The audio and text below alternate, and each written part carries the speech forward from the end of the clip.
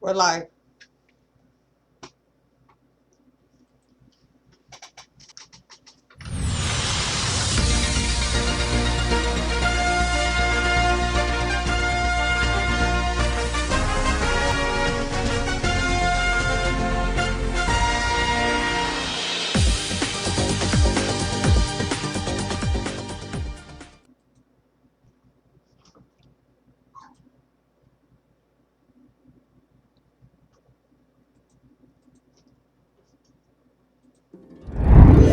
Welcome to Nationwide Vaping News Network with your editors, Marcy Coyne and Tony Ottamanelli. And now a special report from our editor, Marcy Coyne.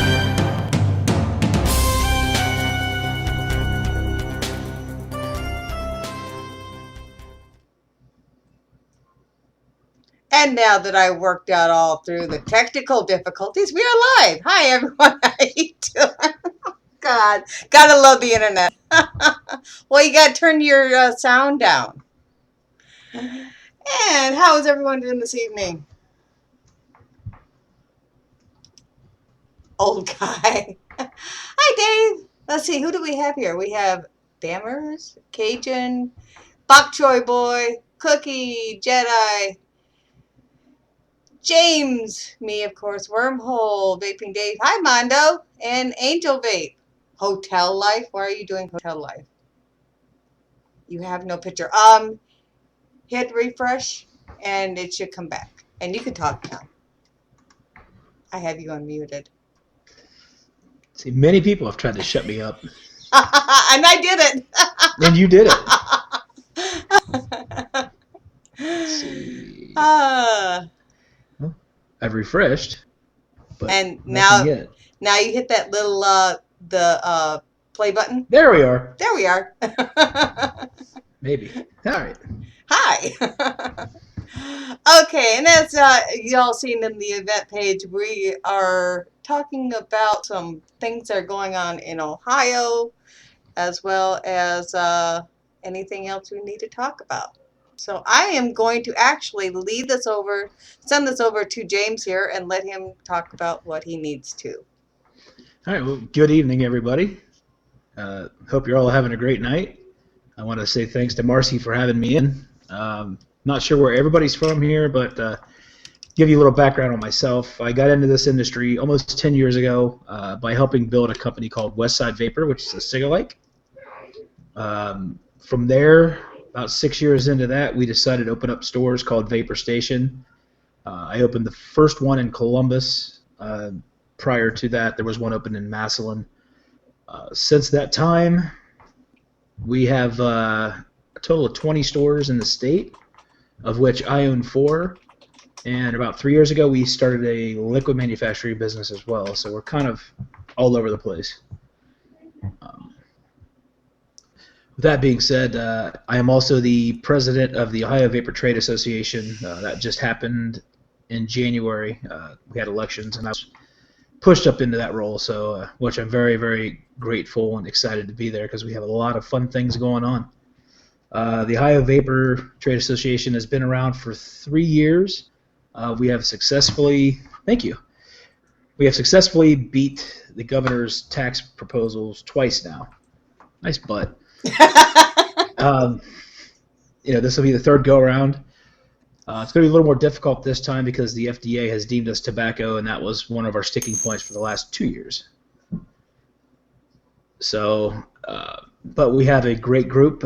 We have a totally new board with the exception of one member who is the vice president, and that's Frank Cahall from Altsmoke.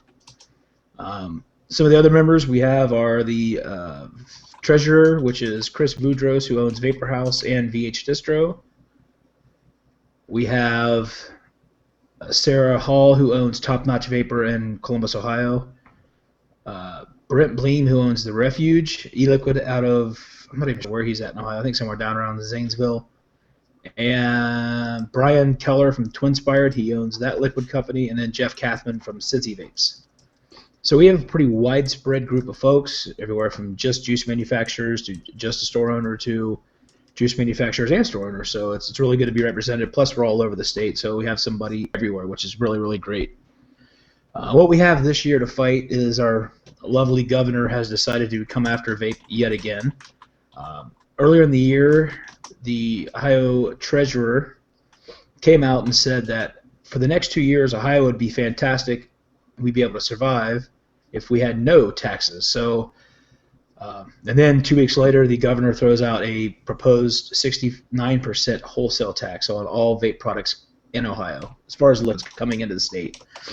And within the state. And on top of that, there is a $1,000 license fee for anybody that wishes to sell in Ohio, be it if you're from Ohio or outside of Ohio.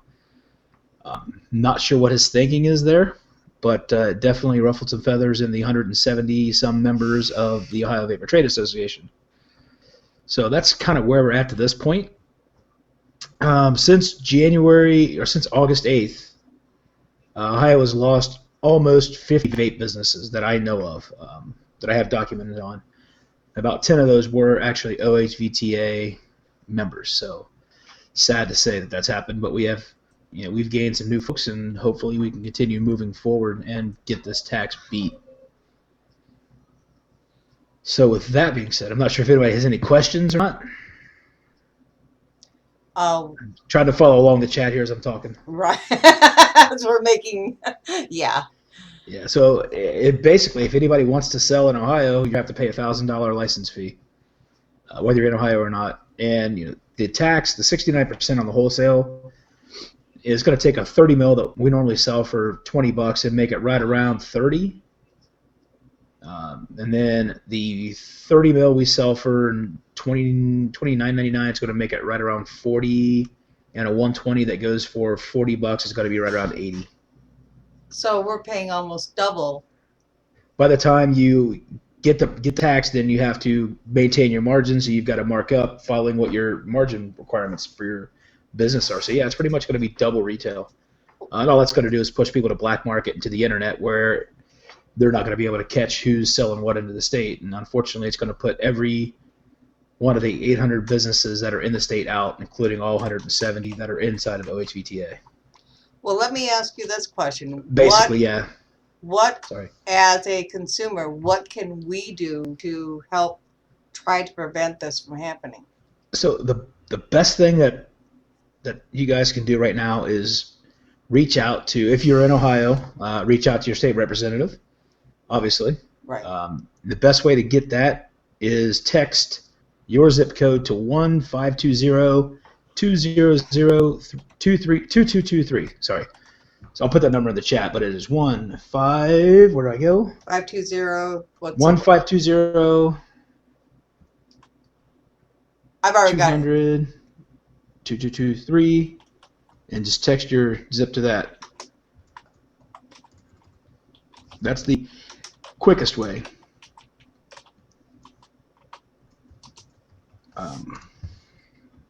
And that will give you all your representatives that you need to contact.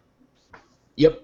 It'll give you your U.S. senator, your U.S. congressman, your state representative, and your state senator For your area.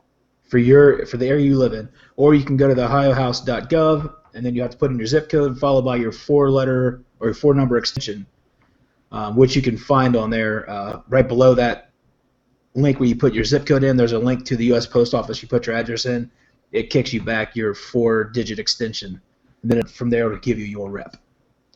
Now, I'm going to ask this. What is your plans besides the calling your representatives, what is your plans in the meantime?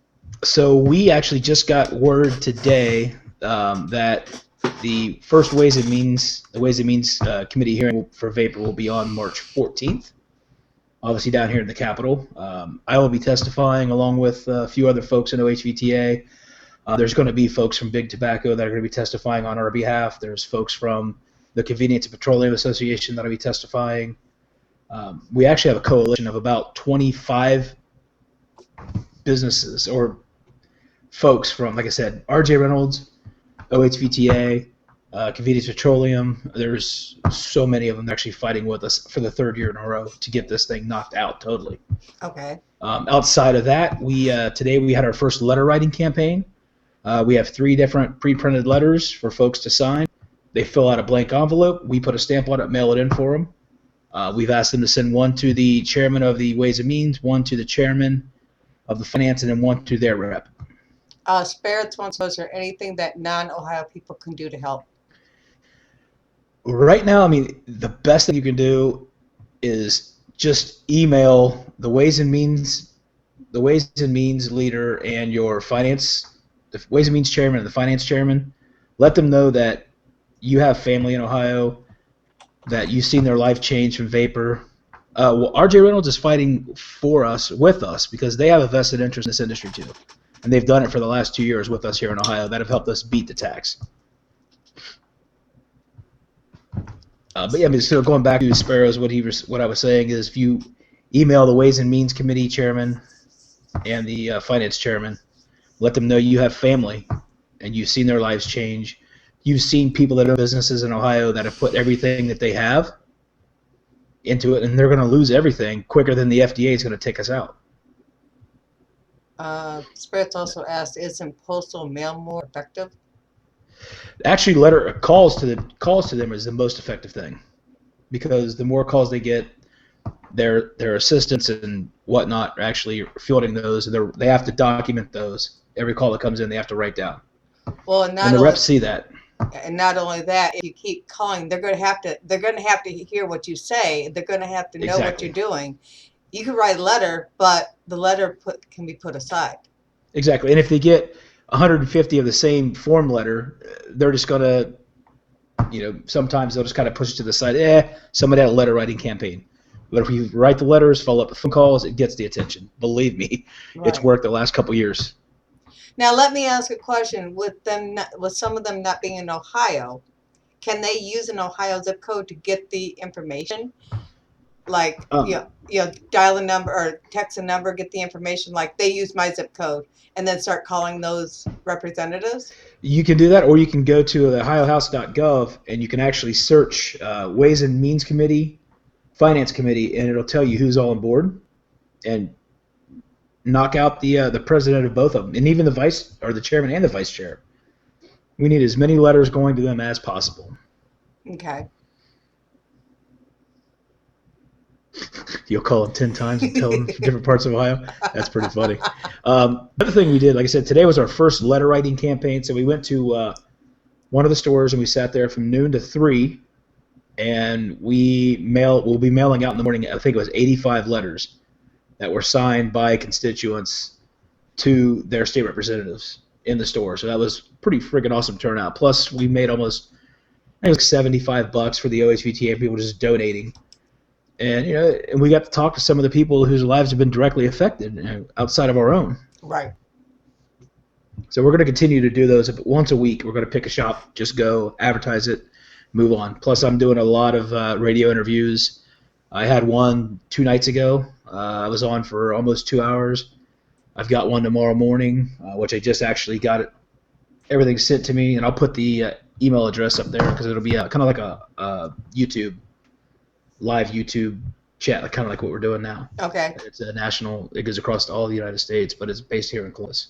Okay. And we're going to keep on going with that. So. All right. Yeah, it is. It's nice to see people are taking action, because, we'll put stuff out there and you'll get maybe 4 or 5 likes, but then somebody comes up and flips up a hand check of the newest liquid, and they'll get 200 to 300 likes, and it's kind of disheartening as you're working so hard to try to fight something this serious. Because if this bill goes through, we're out of jobs, we're out of businesses. There will be no more vaping in Ohio unless you're ordering on the internet.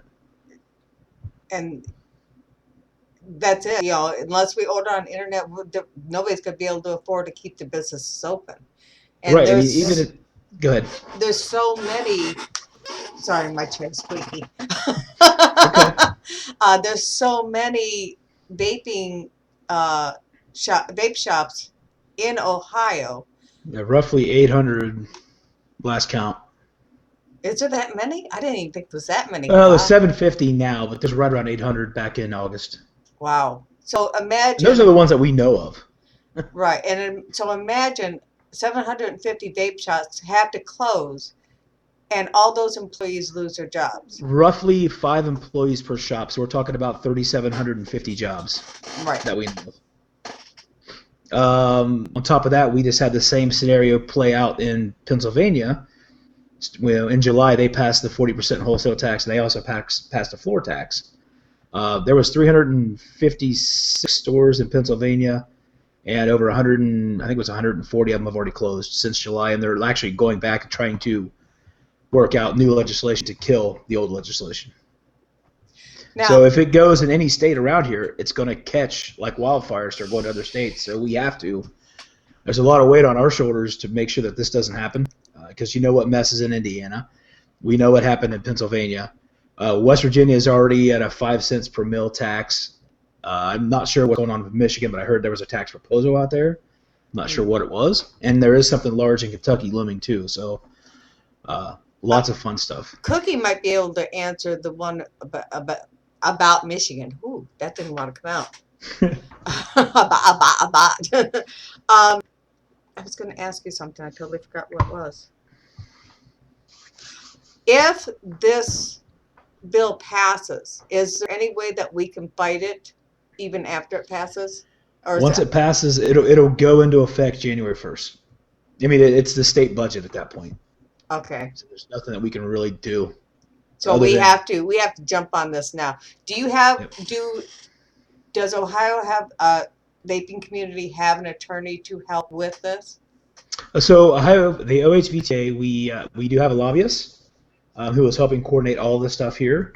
Okay. There's also a law firm attached, and then we just joined the VTA, Vapor Technology Association, about a week and a half ago. So we have federal representation, which will open us up to their PR firms, their lobbyists, and we can communicate with other states what's worked and what's not worked.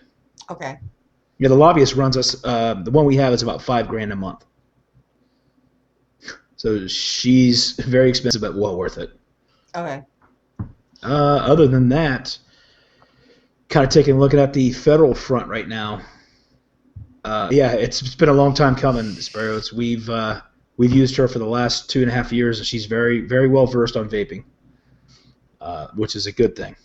Okay. Good. She worked on a lot of the political campaigns with most of the folks in power positions in the House over the last 7 years. So she's pretty well known, which makes it really easy for us to get attention to them. Okay. You kind of flip over to the federal front right now. We had a good win in Indiana the other day, and it looks like they're going to be able to repeal that entire bill around July 1st, which is fantastic. Nice. We had a mishap today in Utah, where a SFATA chapter president decided that it was okay to say that it's fine to lump vaping in with any kind of a tobacco cigarette tax. Oh, yeah, I seen that video. I was just like, what? So we've got that going out there. And I think that president has already been removed from his post, from what I was reading earlier on. So, but the damage is done now. So we've got to be able to to fight that battle. It's going to come back around, I'm sure. And then we had the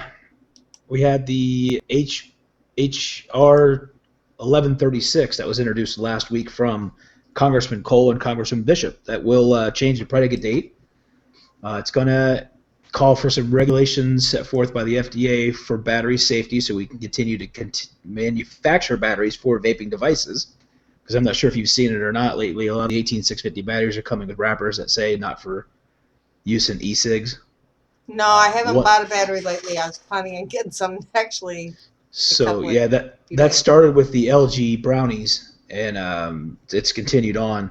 Okay. So the reason they asked for the battery regulations, one, was to make the Democratic folks happy, to get the bipartisan support. Two, if we get the regulations for the batteries, that'll let folks like eFest and LG and Sony continue to produce those batteries for our devices. Okay. Yeah, I think they did, Smart. I think Sony was one that started it.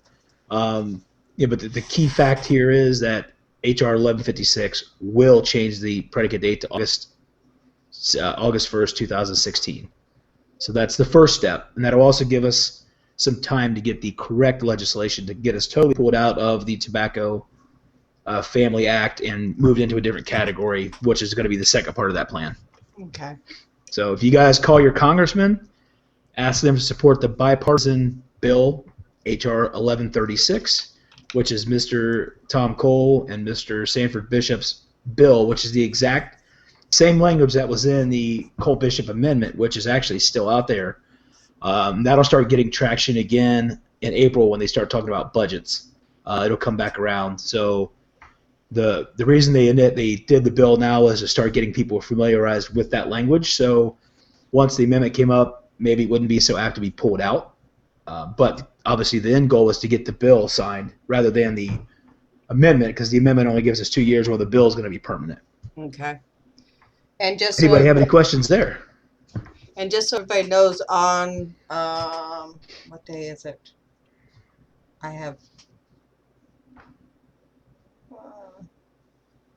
I'm not 100% sure on that, Sparrows. On March 6th, Tony Abood will be talking about HR 1136. Yeah, Tony is fantastic. I spoke with him several times. He's helped me with a lot of different things. Exactly. Yeah, he's a really good guy. He's a straight shooter. They've caught a lot of flack over the last few years for no reason at all. So they've been the one driving force. Tony is is it executive or legislative director of the VTA, the Vapor Technology Association? I think the legislative director, if I'm not mistaken. VTA are the ones responsible for HR 1136, the Cole-Bishop Amendment. They did a lot of house cleaning last year after HR 2058 died midway through the year. They picked up with the Cole-Bishop Amendment, which actually let us continue to move forward. They flew me out to D.C. before we even joined, and I got to go to a fly-in and talk to not only my congressman, but I sat in on a couple from Indiana and a couple from Kentucky.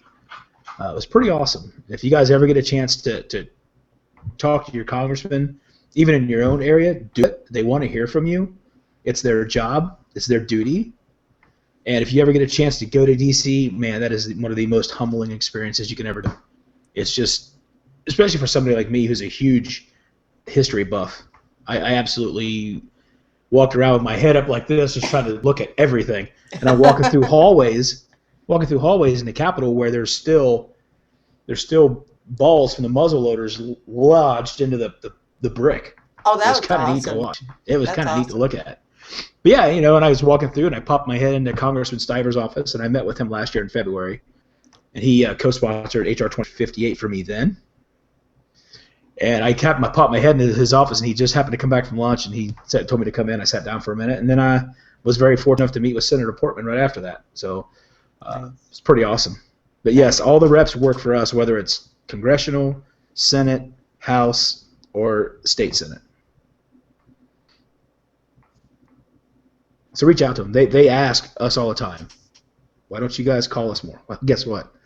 They're about to get their wish, because we're not going to stop. We're not going to take our foot off the gas pedal. And I hope everybody that's in here does not either, because it's too important. And it's funny because the day that you were announcing making the phone calls and how to get the numbers, I was like right on that. I got everything, like as soon as you gave the numbers out, I was like, okay, I got all my numbers. I've been making the calls. Sparrows, actually, I sat down with Rob, Senator Portman. He was very, very congenial. He was genuinely interested about our industry. He assigned his chief of staff to keep in touch with me specifically on what was going on last year. And he knows it was Vapor Vote that won him in Ohio. He's been well reminded of that. So, if he continues to support our industry, I'm okay with it. We got to have somebody there that will, because Sherrod Brown is not somebody that will. The numbers, the best way to do that, like I said before, is go to ohiohouse.gov, and you can look through there, search by committees, or you can text your zip code or a zip code in Ohio. Maybe it's Marcy's zip code. Text that number to 1-520-200-2223. I'll Boom, even she give you put it my right zip up code. there. I'll even give you my zip code. Yeah. There you go. There's my Put zip your- code. So there, you can text 43605 to that number, and you'll get Marcy's person. Which actually, you're up, what, the northern area? Yes. Yeah, I know we've had some rough times up that way, so all the support from up there would be amazing. Yes. Yeah. If anybody wants to friend me on Facebook, just search my name. I'll be more than happy to add anybody, and if you have any questions, reach out to me there for sure. Or if not, if you're a business member and you're in Ohio, join OHVTA and go to their website, find businesses that are actually members, because we have them all listed on there, and patronize their stores, because they're the ones that are putting their hard-earned money into this lawsuit and the effort and the time. And we are actually one of the 7 plaintiffs mentioned in the Right to Be Smoke-Free lawsuit as well. So we're kind of all over the board, but we're trying to do it. Sparrow, I appreciate that. Thank you very much. Can you go ahead and put the link into the Ohio PTA? I will do that right now. Awesome. That way everybody can go there. Well, check it didn't give out. me a lot. I don't think it gave me a link, did it? No, I don't think it does in here, but all they have to do is copy and paste it. There you go. So yeah, if you copy that, it takes you right to the OHVTA website, and if you'd like to make donations, you can do that there too. So we would be glad to have them because, like I said, this stuff gets expensive. What's really cool is I didn't join until I was doing a lot of the fighting on my own, and joined up with OHVTA in June of last year. And since I joined in June, by August 15th, we added 100 members, and now we're up to 170. So we're out there kicking booty and taking names. And how many officers do you have in the OHVTA? How many offices? Officers. However you... We have myself as the president, Frank K. Hall as vice president. And nobody's just a vapor. There's nobody that ever should say you're just a vapor. You're a part of a amazing opportunity to not only change your life but help change somebody else's. Yep. So we got the president, vice president, treasurer, secretary, and we have 3 directors at large. So what is that, 7? Yeah. Yep. Which is fantastic. And I told them all it's not something ran by me specifically. Every decision is going to be voted on by the board. And we're open to suggestions because everybody has an idea, and somebody else's might be better than the one before it. So it's been a pretty fun experience so far. Cool. And in my 2 weeks or 3 weeks of doing it, I'm learning a whole lot, and not getting any sleep because I'm stressing myself out about what's getting ready to come about. But what's happening next? yeah, it's all good though. Yep. Right. Oh, it's just like when everybody started stressing out about the FDA regulations coming out. There, a lot of people lost sleep on that one. Yeah, especially me. I was out in California. I was at LA, and it was 4 o'clock in the morning, 3 o'clock in the morning. I just got to bed, which is like 7 o'clock our time or 6 o'clock our time. Phone started ringing off the hook at 7:05 because they had released something at 7 o'clock in the morning. Said they were going to release it later on that afternoon. Okay. My phone rang off the hook. So then, as I'm driving from LA to Vegas to spend a couple days, all the way through Death Valley and through the mountains, I'm listening to the live conference as to what's going on. And it was just absolutely the most devastating, most disappointing time that I could ever have. And then I'm driving through a desert called Death Valley, which is great, right? Was not a stellar day for James. Now, does anybody else have any questions for James? Who don't you trust, Sparrows?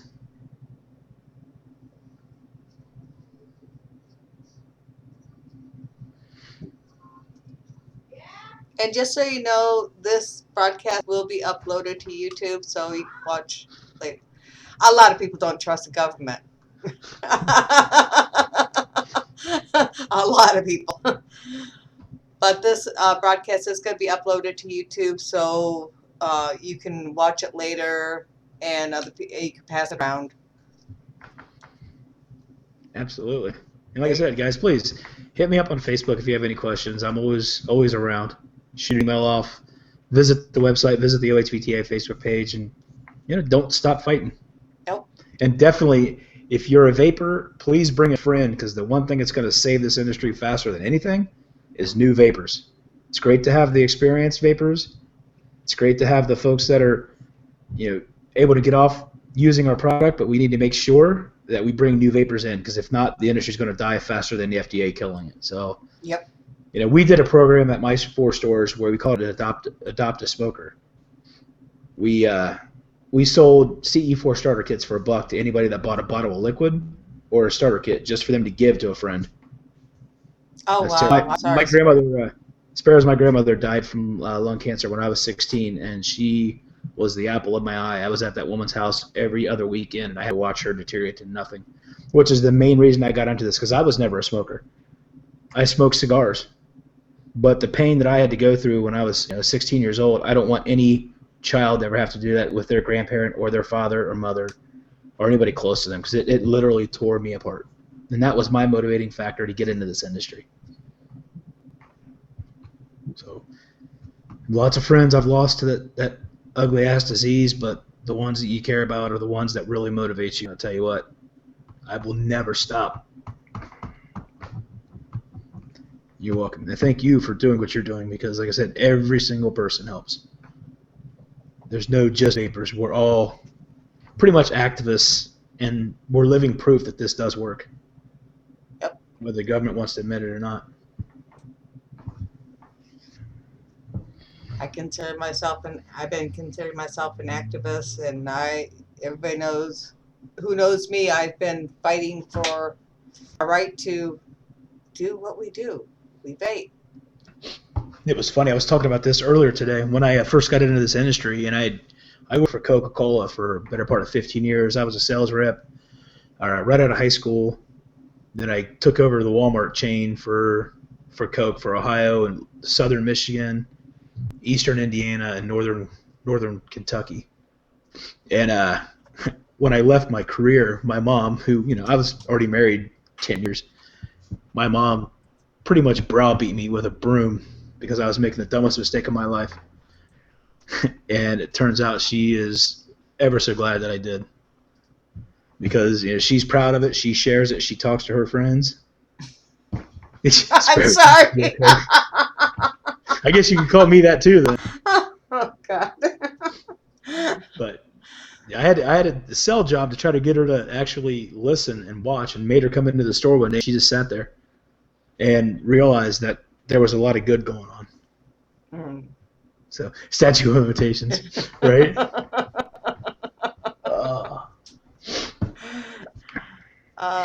Any other questions? Everybody is so quiet. The only one that's been talking is Spirits and It's all Cajun. good. Nobody likes me. Oh, you are loved, and you know it. It's all good. Hey, if anybody's bored next weekend, Thursday, Friday, VTA is having a conference in Brooklyn, New York, which they'll be going over a lot of regulatory stuff. There's also an expo. If you're a business owner, it's business to business.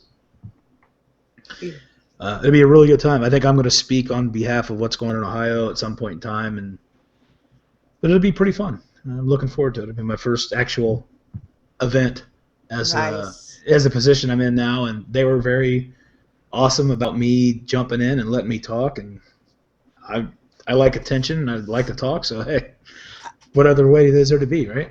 I need to try to get either some of the reporters to do some videotaping, or I need to try to figure out a way to do videotaping at things like this. You're welcome, Angel. And thank you for everything you're doing. Just vaping and getting the word out means more to me than anything.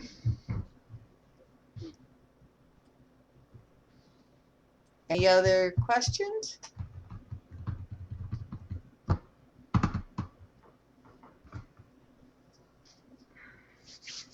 Do you have anything else to add? Anything that you would like to say? Other than what I've kind of already covered. If you guys like racing, they are not taxing cigars yet.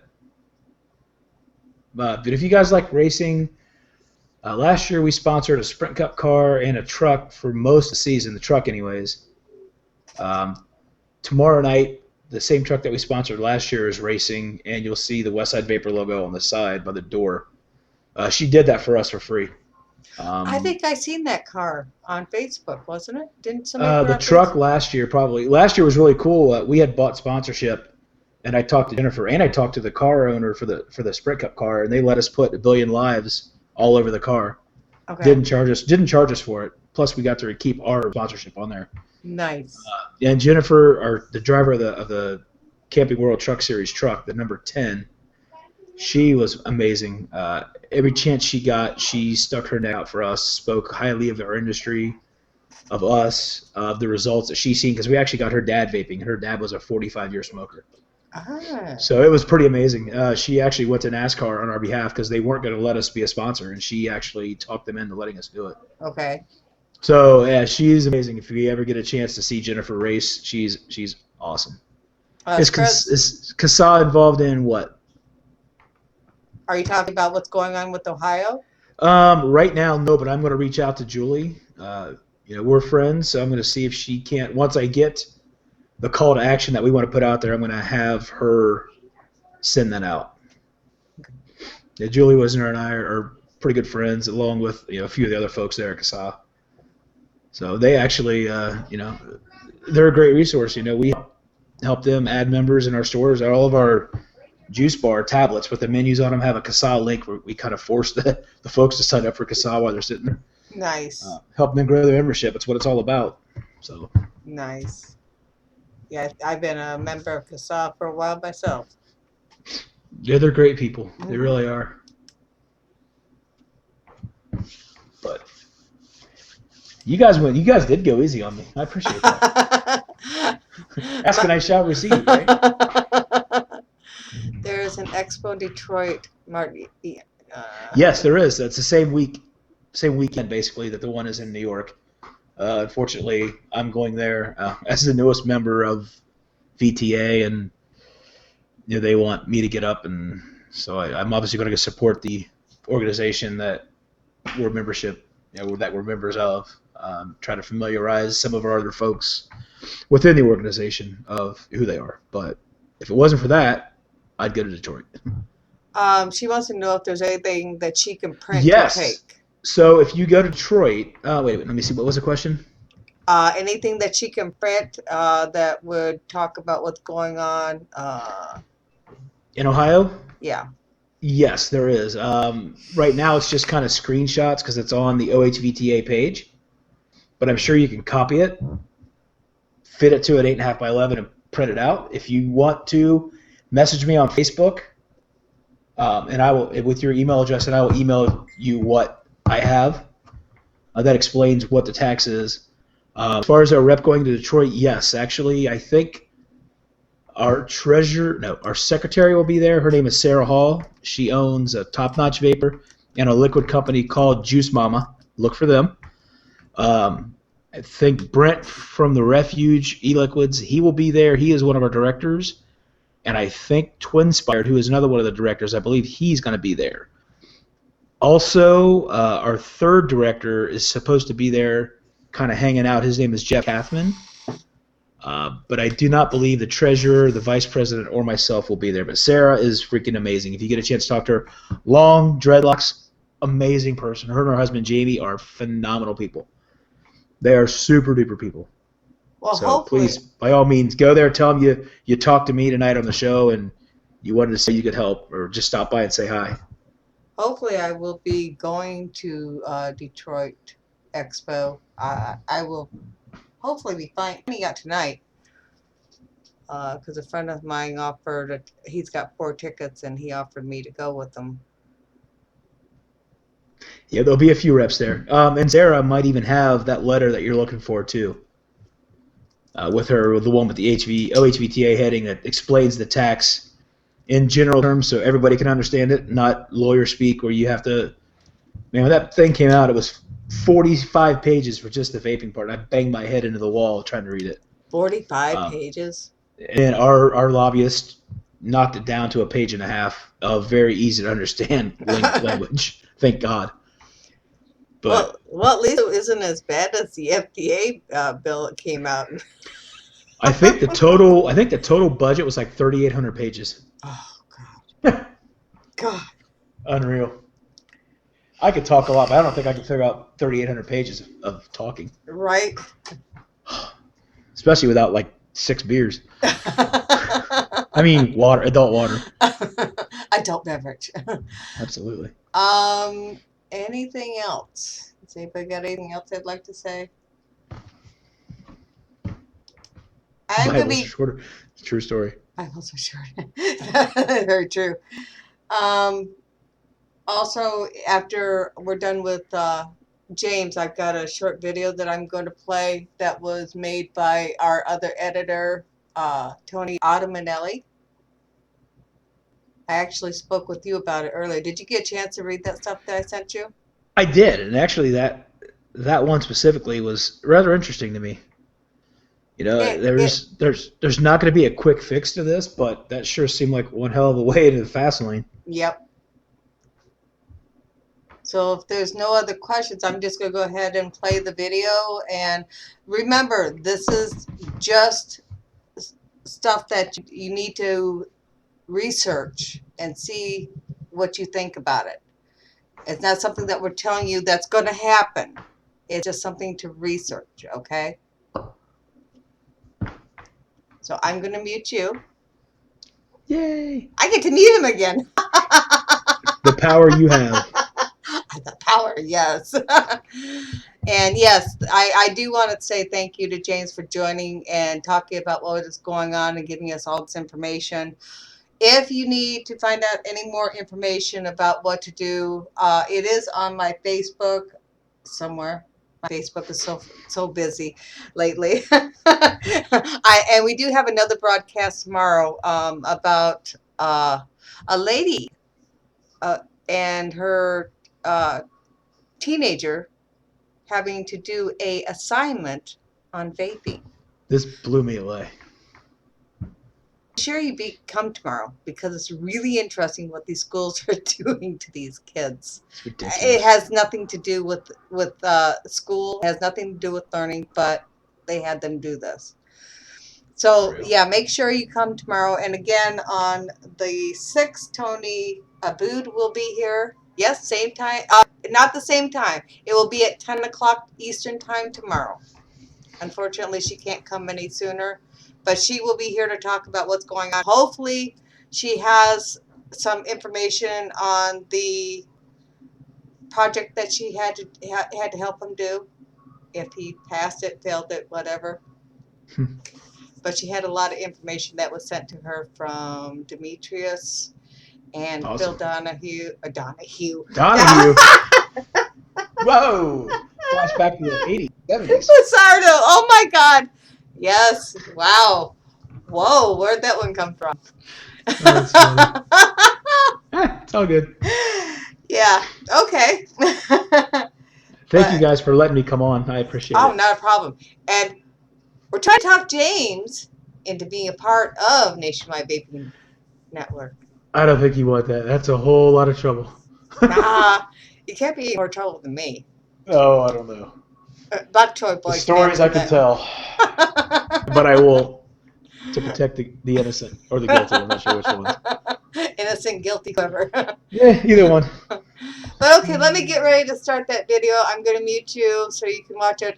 You're going to want to... yeah, okay, you come in too late on that one, so you can't even ask anymore. Yeah, right? So I'm going to go ahead and mute James. James, when I mute you, you can go ahead and turn the volume up on the room itself so you can hear the video. Okay? Okay, yep. All right.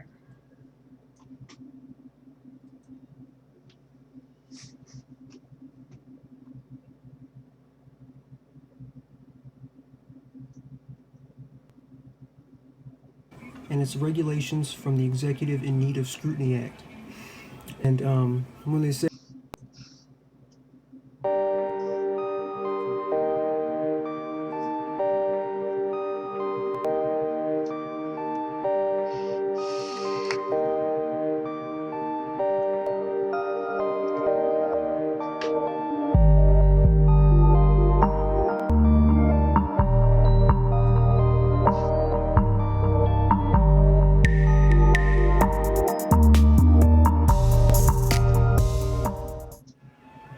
vaping community.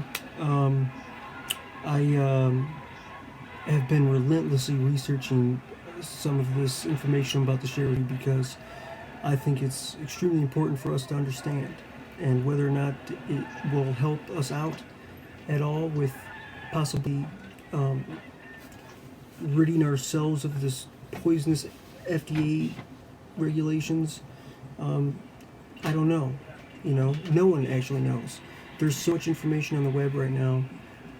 Debates between government officials and attorneys and congressmen, politicians. Regardless, there's about 3 things I want to just announce that you should probably research. And one is the Rhines Act, and that's REINS Act, and it's regulations from the Executive in Need of Scrutiny Act. And when they say from the executive, it means the executive government agencies, which basically answer to no one but the executive branch, like the FDA. And I'd always wondered, like, how does the FDA have this much power? Like, this is crazy. And then something was brought to my attention called the Chevron deference. And that's the other thing I want to talk to you about. And Chevron is CHEVRON, deference, DEFERENCE. And basically, what Chevron deference is, it's a result of the Supreme Court ruling in Chevron USA versus Natural Resources Defense Council in 1984, and was deference to regulatory agencies' interpretations of silent or ambiguous statutes. This ruling effectively allowed bureaucrats to create law without the consent of Congress. Section 202 ends the Chevron deference and requires federal courts to conduct a new and full review of all interpretations of constitutional and statutory law made by a regulatory agency. And Section 202 is the third thing I want to talk to you about, which is the Regulatory Accountability Act. Okay, so this starts getting complicated, but with the conservatives doing this massive deregulation of the government right now, this is what's going on. I just decided one day to go onto the government website and look, the federal government website, and look at all of the proposed bills for the year, and I didn't see one thing related to the FDA regulations. And then the next day, the Cole-Bishop Amendment came out. So remember to support that, of course, obviously. That's a no-brainer, right?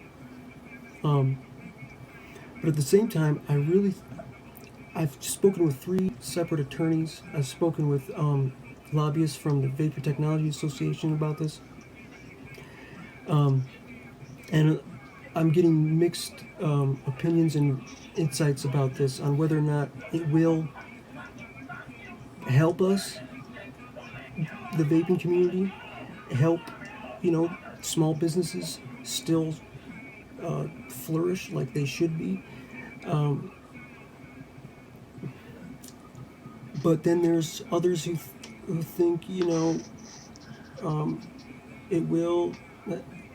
it could help us, it might. But let me just read to you some of the things that I found through my research.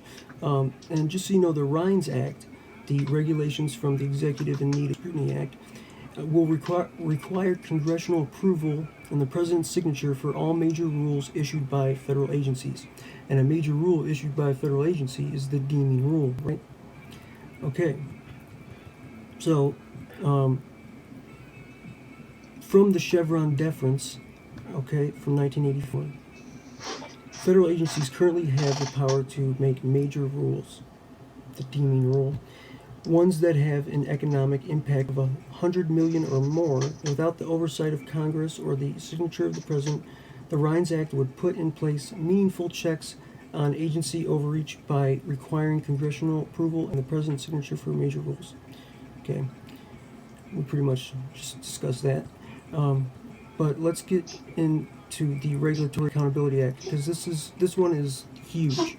This basically compiles like 6 different legislative measures in one. Okay, so the Regulatory Accountability Act, H.R. 5, introduced by House Judiciary Committee Chairman Bob Goodlatte, whatever, Republican from Virginia. The legislation seeks to reform the regulatory process, making it more transparent for the American people and more accountable to Congress.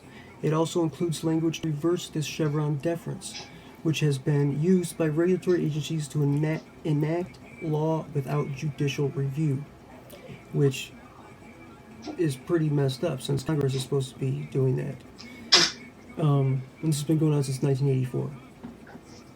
I believe that was under Reagan.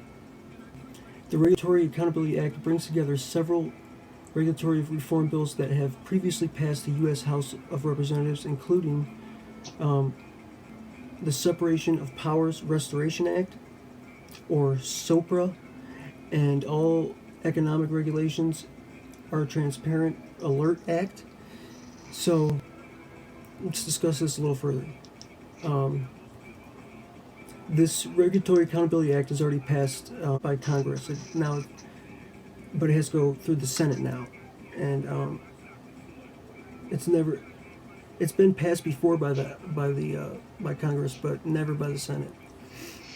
But Trump said if it gets passed by the Senate and it reaches his desk, he'll definitely sign it. Of course, that's all I ever do is see him signing stuff. But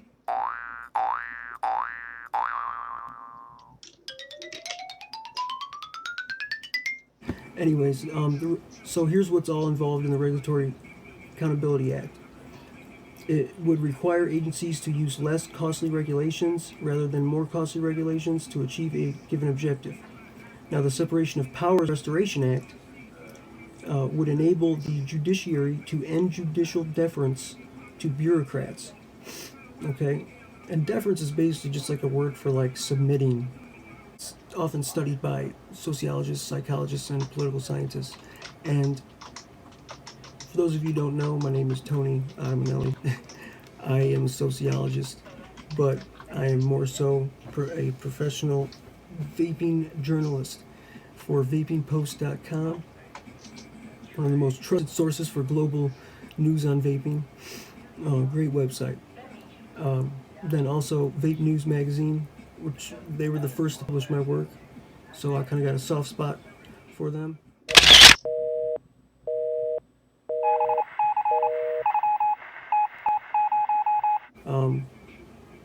Another great publication. And then a publication that's continued to impress me is Vape Around Magazine. I'm published in there regularly. They've got a UK edition and a US edition, even though they're located in the UK.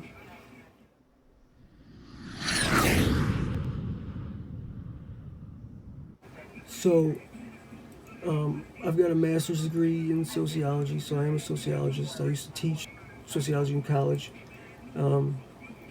but vaping changed my life. So this is why I'm involved with this stuff. So another portion of that Regulatory Accountability Act that is kind of crucial that I want to mention, and that is the Small Business Regulatory Flexibility Improvements Act, which would require agencies to explain how their actions affect small business owners, employees, and customers. Now, I mean, that's just, I mean, right there, that just, I mean, it's almost like this was written for the vaping regulations. The Regulatory Accountability Act also incorporates the language of the Small Business Regulatory Flexibility Improvements Act, which requires regulatory agencies to account for the direct and indirect impact of rules on small businesses. It requires Section 307 also requires regulatory agencies to conduct a review of existing rules. So people think, I was speculative thinking that, okay, these vaping regulations have already been passed, so this stuff might not even affect it. But it says, conduct a review of existing rules to determine their impact on small businesses, submit reports to Congress on the results of that review, and shall amend or rescind the rule to minimize any adverse significant economic impact on a substantial number of small businesses. I mean, I don't know how you are interpreting this, but I mean that seems pretty promising right there. However, there are some concerns about this act. Um,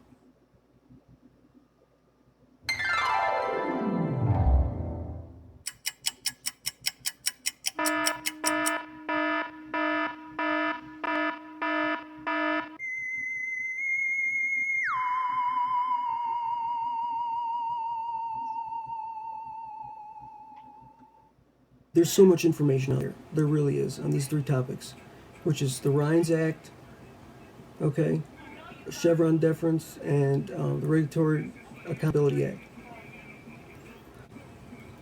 I'm basically just giving you this information so you understand why the regulations are the way they are, and that there might be some hope through this, as well as Cole Bishop. I don't know. I'm not an attorney. I'm not a government official. I, I just research and write. So and report. Obviously, I try to share this information with my vape fam because you guys are amazing people. So, so many are giving their opinions and input and insight into how all of this is translated and what it would mean for the country. But what I'm suggesting is just read it for yourself. Read, go to the .gov site, read the Regulatory Accountability Act.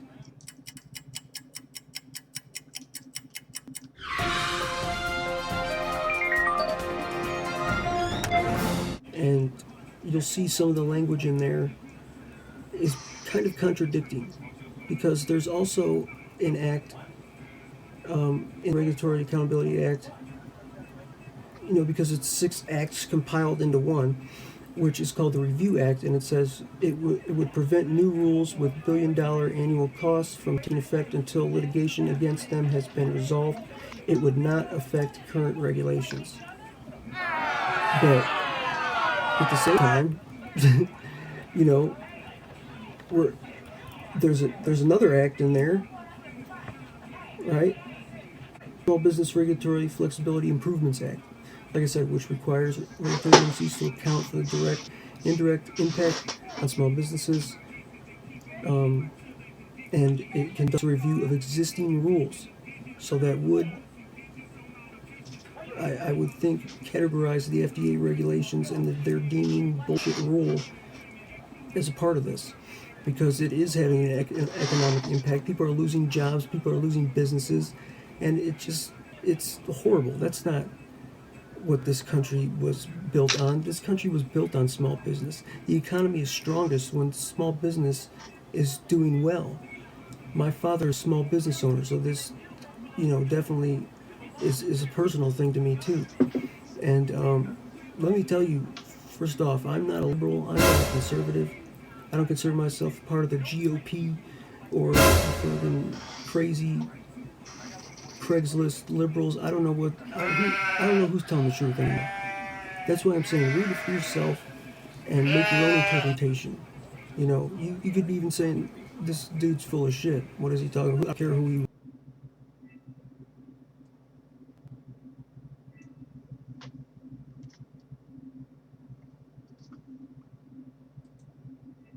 Am I still live?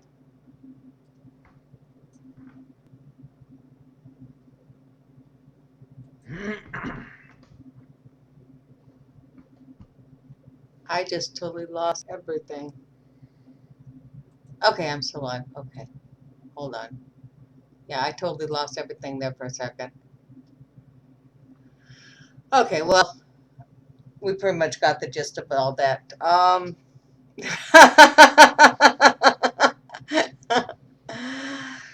Pretty much, what he's saying is there's some things that you need to research. I gave you the links.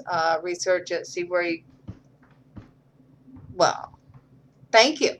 You are not muted anymore. I muted you.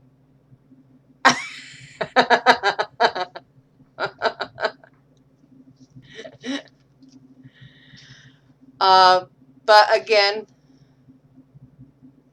he is watching something.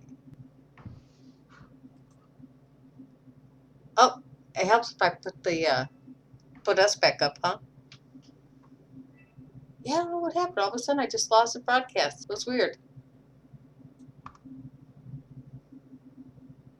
So, does anybody have any questions before we end the broadcast for tonight?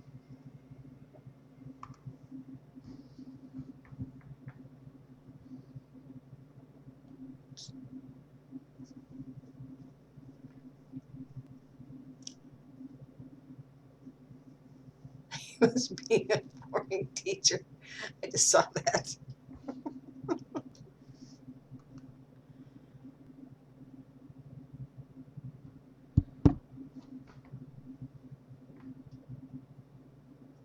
Oh, we're back. Yeah. Glad they wouldn't pick on my nose or anything. That would have been awesome. Yes, I'm going to post the YouTube link No. so we can go from there. Yes. And again, try to be here tomorrow. Actually, this poor lady is having somebody. I was actually watching on my laptop, and he's like, vaping is not healthy and stuff like that. He's just like going on and on with her. So I kind of dropped it at that point. So be here tomorrow, 10 o'clock, and I will have Alicia Singleton talking about what happened with her son, or I think it's her son. I'm pretty sure it's her son. And we'll see you all tomorrow. James, I want to thank you again for joining us. It was awesome having you, and I want to see more of you.